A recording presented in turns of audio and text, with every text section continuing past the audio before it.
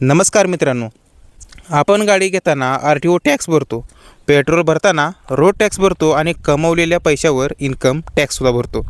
थोडक्यात सांगायचं तर पावला पावलावर सरकारला आपण टॅक्स देत असतो. पण या टॅक्सच्या बदल्यात आपल्याला काय मिळतं तर खड्डेमय रस्ते. विचार करा, तुम्ही सर्व नियम पाळून गाडी चालवत आहात आणि अचानक रस्त्यातल्या एका मोठ्या खड्ड्यामुळे तुमचा अपघात होतो. यात तुमची गाडी तुटते, तुम्हाला गंभीर दुखापत होते किंवा एखाद्या व्यक्तीचा जीवही जातो. अशा वेळी चूक कोणाची? त्या खड्ड्यांची का तो खड्डा किंवा तो रस्ता न बांधणाऱ्या प्रशासनाची? आजच्या व्हिडिओमध्ये आपण एका अत्यंत महत्त्वाच्या विषयावर बोलणार आहोत. टॅक्स भरणाऱ्या सामान्य नागरिकाचा खराब रस्त्यामुळे अपघात झाला तर तो शासनाविरुद्ध नुकसान भरपाईचा म्हणजे कॉम्पेन्सेशनचा दावा दाखल करू शकतो का?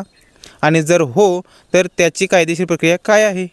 व्हिडिओ शेवटपर्यंत नक्की बघा, कारण ही माहिती तुमच्या आणि तुमच्या कुटुंबियाच्या अधिकाराची आहे. तर यातला मुख्य प्रश्न, शासनाविरुद्ध दावा करता येतो का? सर्वात पहिल्यांदा या प्रश्नाचं थेट उत्तर होय, 100% करता येतो.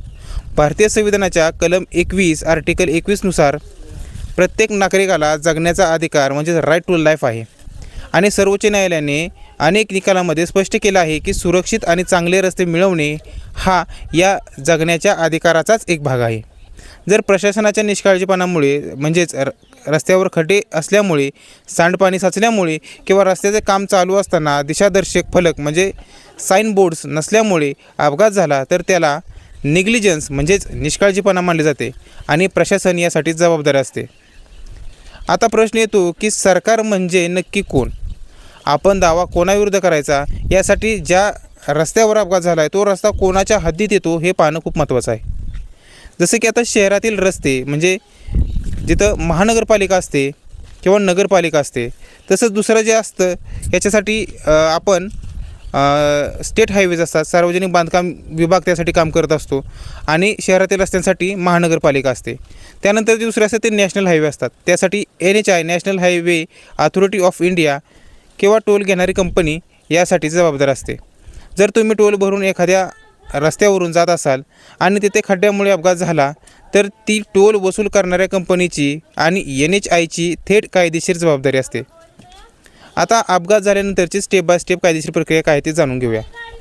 जर दुर्दैवाने असा अपघात झालाच तर नुकसान भरपाई मिळवण्यासाठी योग्य पुरावे असणे खूप गरजेचे आहे. यासाठी काही 5 स्टेप्स लक्षात ठेवायचे आहेत. पहिली स्टेप, पुरावा गोळा करणे. अपघात झाल्यानंतर लगेचच त्या रस्त्याचे, खड्ड्याचे आणि तुमच्या गाडीच्या नुकसानीचे फोटो आणि व्हिडिओ काढा. आजूबाजूला कोणी साक्षीदार असतील तर त्यांचे नंबर घेऊन ठेवा. दुसरी स्टेप, पोलिसांना तुम्ही तक्रार द्यायची आहे. ही सर्वात महत्त्वाची स्टेप आहे. जवळच्या पोलीस स्टेशनला जाऊन तिथे तक्रार नोंदवा. त्या तक्रारीमध्ये स्पष्ट उल्लेख करा की अपघात माझ्या चुकीने नाही तर रस्त्यावर खड्ड्यामुळे किंवा रस्त्याच्या दुरावस्थेमुळे झाले आहे. पोलिसांकडून घटनास्थळीचा पंचनामा करून घेणे अत्यंत आवश्यक आहे. आणि तिसरी स्टेप म्हणजे वैद्यकीय कागदपत्रे. जर दुखापत झाली असेल तर दवाखान्यात दाखल व्हा. सर्व मेडिकल बिले, डिस्चार्ज समरी आणि डॉक्टरांचे रिपोर्ट जपून ठेवा.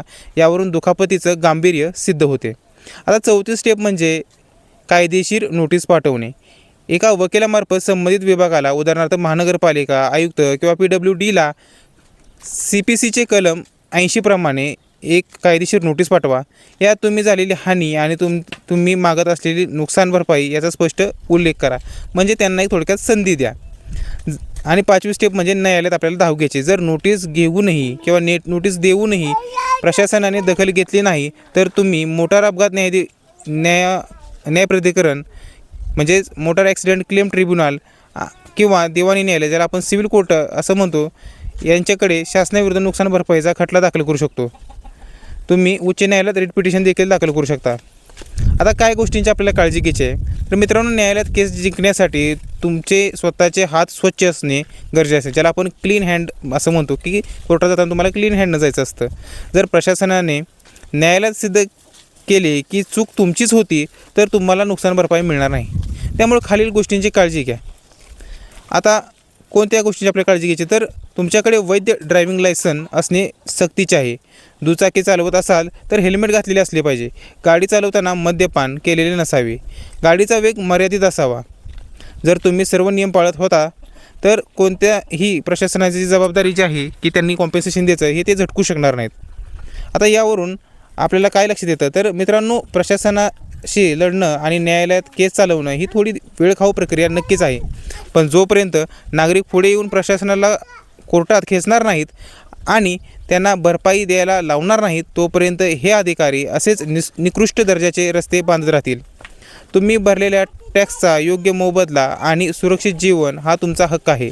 त्यामुळे गप्प बसू नका.